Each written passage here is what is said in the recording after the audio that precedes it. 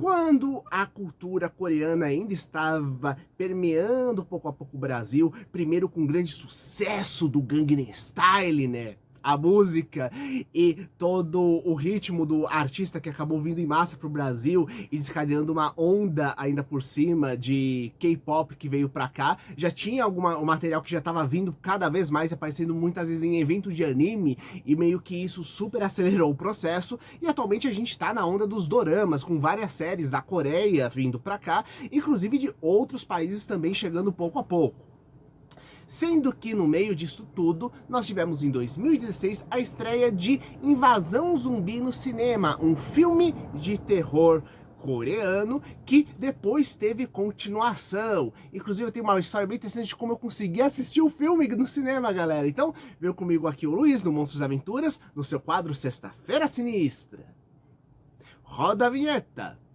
Primeiramente, o filme ele estreou em 2016 e a história mostra um mega empresário que está tentando se reaproximar da sua filha, tanto que dá para entender que ele é divorciado da esposa e que ele quase não tem proximidade nenhuma com a menina e está tentando pegar, entender ela, tudo mais, mas é um pai que realmente a impressão que está totalmente mergulhado no trabalho, mas tá tentando reconectar, nem reconectar, mas ter alguma conexão, na verdade, que aparentemente ele nunca teve com a menina.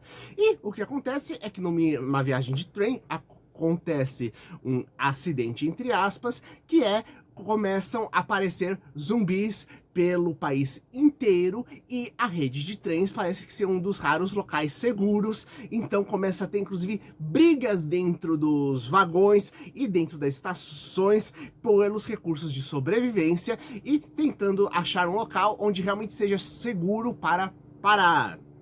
Então, aqui a gente já tem aquela vibe meio Jorge Romero de que tão ou pior do que os zumbis são as próprias pessoas com as quais a gente tem que conviver do lado quando a gente tá numa situação de uma situação de desastre, né? De gente que tentando ajudar umas às outras, enquanto os outros estão tentando apenas comandar os outros e esmagar quem não quer seguir o comando deles e dar todos os recursos para essas pessoas, sabe? Então, só que o que tem diferente aqui? Em primeiro lugar, a gente tem a rede de trens norte-coreana, melhor, sul-coreana. E o que acontece? Aqui, o local todo é um ambiente bem diferente, quase cada estação de trem, meio que cada grande parada, parece quase um aeroporto de tão grande.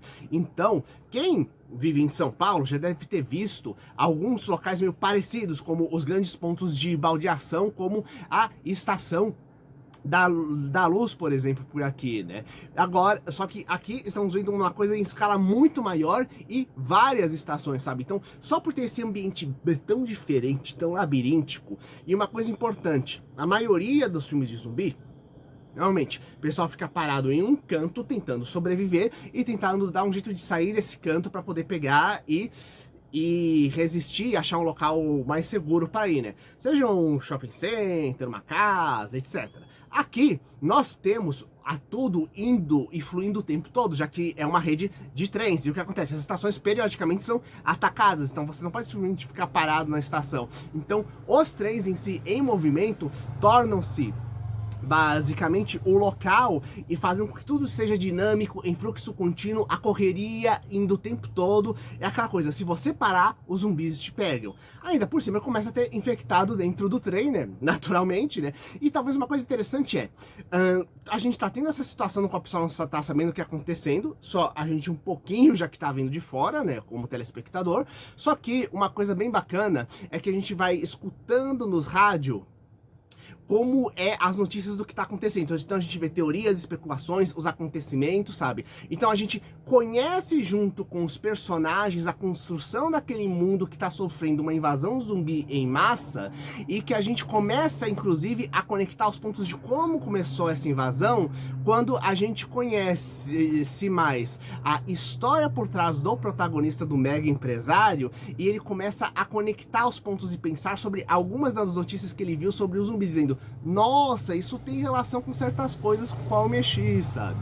Inclusive, é uma coisa bem interessante que essa questão do cara com a menina, ela eles trabalham bem porque eles conseguem mostrar para ele dois extremos dentro dessa situação, no qual de um lado tem um casal super simpático e fofo que acolhe eles e tenta ajudar todo mundo, e ao meio que é meio do tipo como seria o relacionamento ideal que ele poderia ter com a mulher.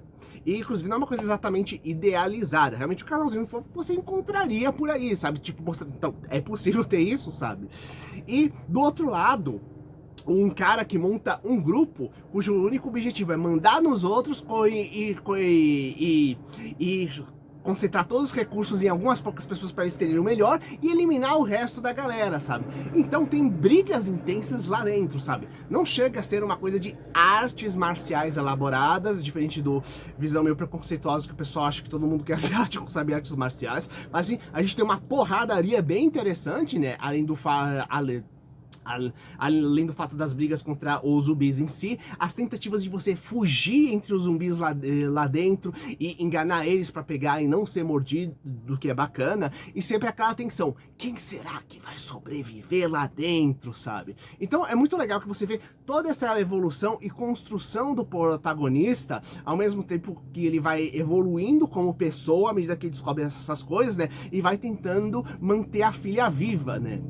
Sabe? E ao mesmo tempo que a filha vai entendendo melhor o pai e sabendo como ele se importa com ele, sabe?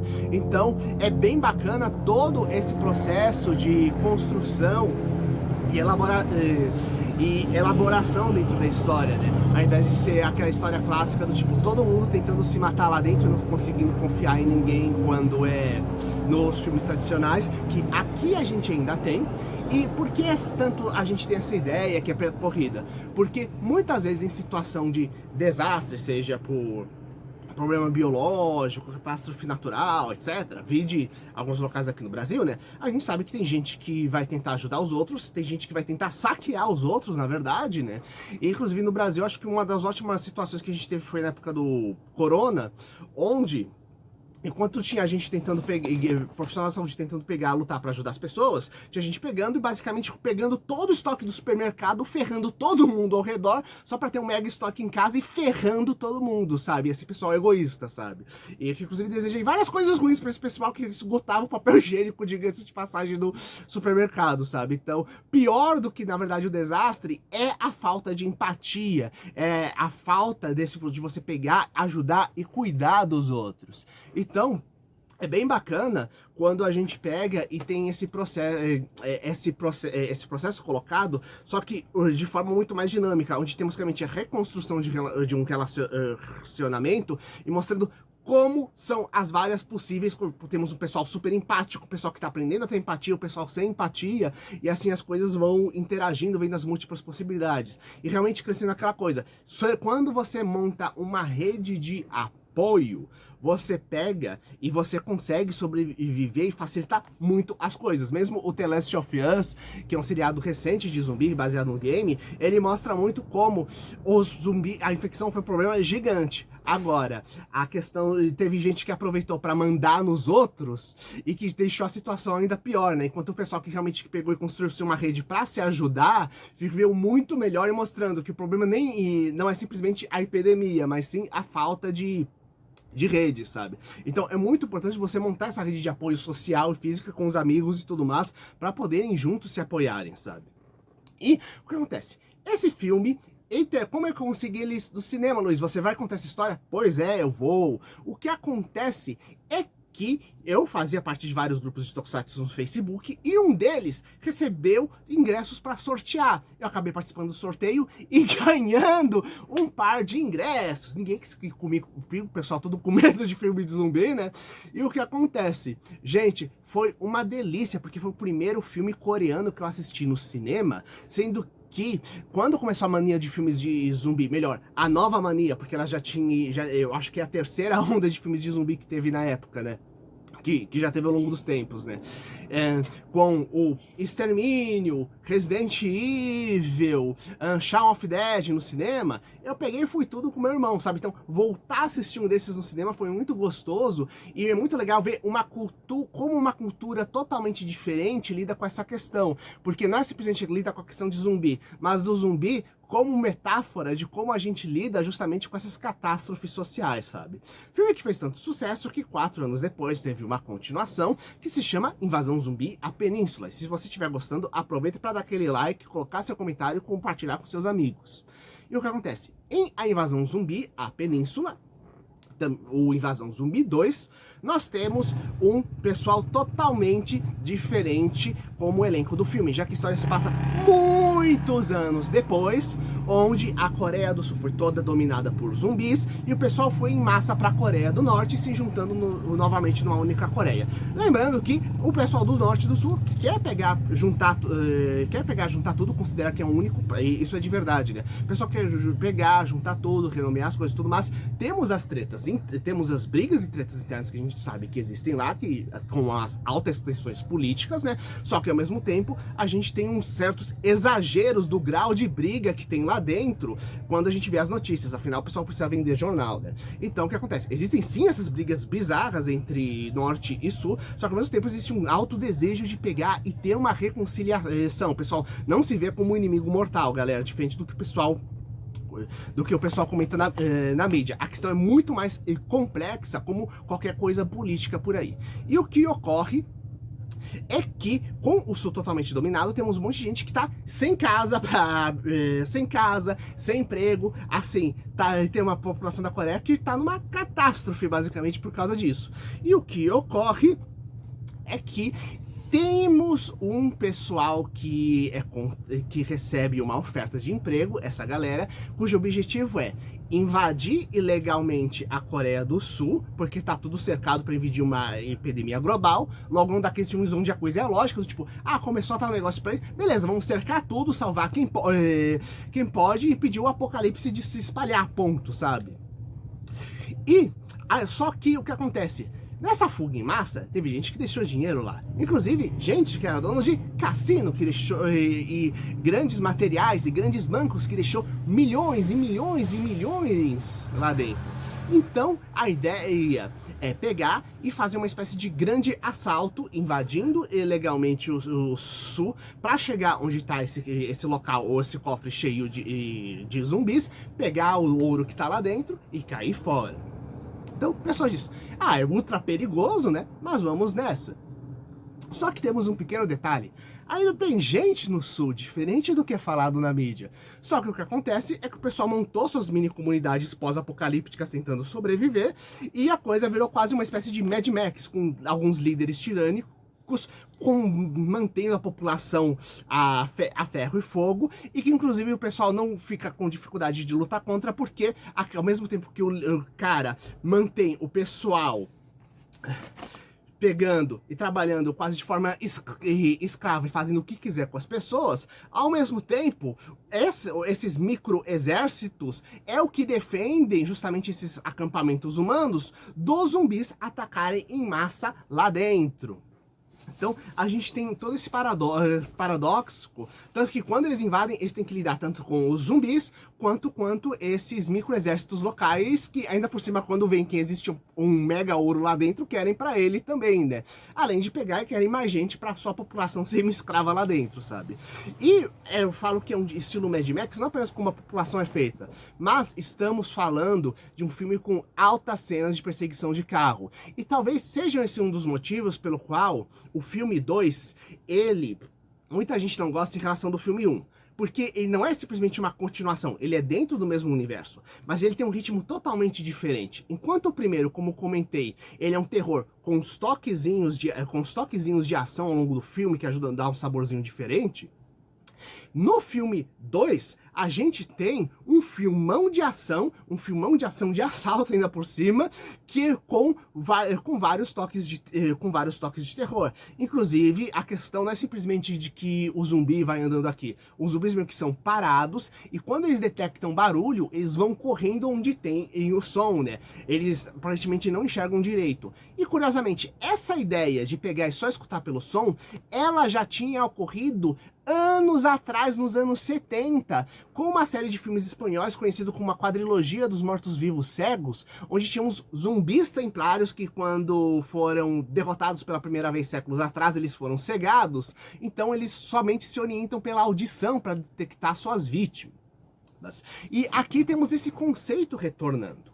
E essa mistura, que parece doida, de corrida de carro com zumbi, etc., por incrível, e mesmo essa questão automobilística, meio Mad Max, não é tão recente assim. Temos um filme do início do século XX chamado Daqui a 100 Anos, que ele foi escrito pelo H.G. Wells, o mesmo cara que escreveu A Máquina do Tempo, Guerra dos Mundos.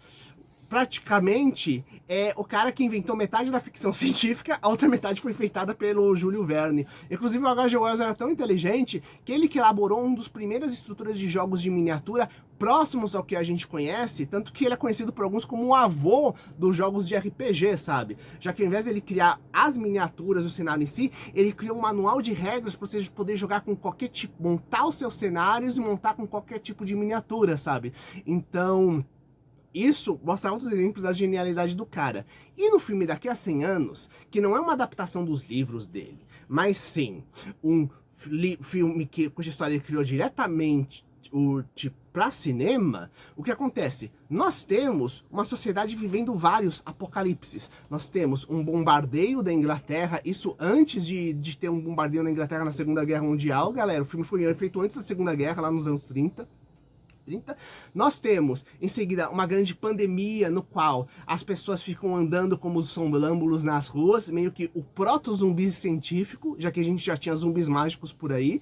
E o que acontece? Aproveitando esse caos todos, temos tiranos que se concentram, que justamente concentram para si a arma e o combustível para poder pegar e dominar as pessoas, num cenário meio Mad Max, sabe? Então, essa mistureba toda já existia nessa obra, que inclusive aconselho muito vocês irem atrás, para a gente entender um pouco das raízes do cinema de ficção científica e dos filmes apocalípticos que lidam com esse tema, sabe?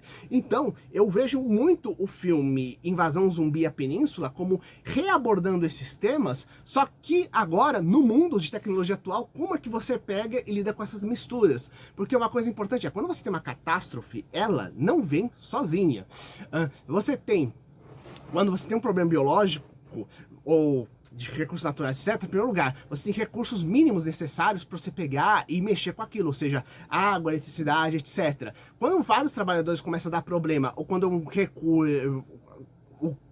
recurso natural que começa a faltar, você tem vários sistemas que colapsam, né? Um terremoto vai destruir hospitais, escolas, sistemas de abastecimento de água, eletricidade, etc. Mesmo uma pandemia vai fazer com que vários trabalhadores não consigam ir trabalhar, e com isso todos esses sistemas começam a falhar. Quando falta água, você pega e possibilita que outras infecções peguem e proliferem lá no meio também. Começa a faltar gente para, ou seja, máquina urgente para pegar e fabricar, produzir comida. E cuidar dos animais, e com isso também a gente vai ter fome. Então, muitas vezes essas catástrofes ocorrem um grande problema e depois ele vai se espalhando, na verdade, no mundo real. Então, faz sentido você pegar, juntar tudo isso acontecendo, e como eu disse, sempre tem gente que se aproveita dessas catástrofes para pegar e se aproveitar ou tentar criar alguma solução mágica no mundo, né? Tipo aquele pessoal que tentava arrancar dinheiro das pessoas vendendo ivermectina, fingindo que curava corona, por exemplo, sabe? Se alguém disser o contrário, vai ser expulso aqui do canal, gente. Então, o que acontece?